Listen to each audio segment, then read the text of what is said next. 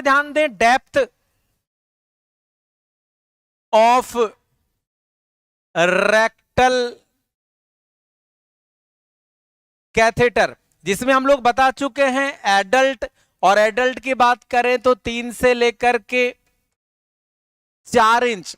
लेकिन 3 से, अब देखो हम कह रहे हैं कि डेप्थ जो रेक्टल कैथेटर के एडल्ट में 3 से 4, जिसमें भी मैंने आपको बताया 3 इंच कहां से है, from internal sphincter, from external sphincter.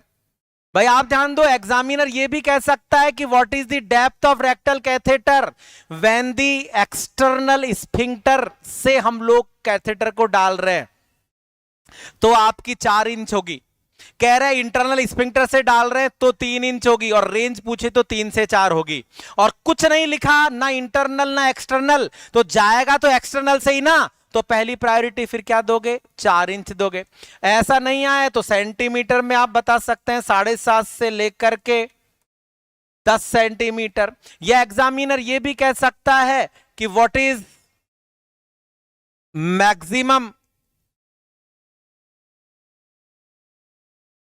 Depth of rectal catheter, कि रेक्टल कैथेटर की मैक्सिमम डेप्थ, और मैक्सिमम डेप्थ आप देख रहे हैं कितनी है, 10 सेंटीमीटर, या आप कह सकते हैं 4 इंच।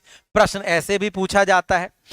हर तरीके के पैटर्न हमें पता होने चाहिए। बार बार एक ही बात कह रहा हूं कि टॉपिक पढ़ने से कुछ नहीं होगा, जो होगा वो आपको पैटर्न समझने से होगा, कि मल्टीपल चॉइस, निम्न में से कोई नहीं, all of the above, multiple correct answer, किसी भी तरीके से प्रश्न आए। जैसा कि आप लोगों को पता है कि गलतफहमी इतनी ज्यादा स्टूडेंट्स में है कि सीएचओ में ऐसा आएगा, आगे आपको पता चल गया कैसा क्वेश्चन आया, कैसा पेपर आया।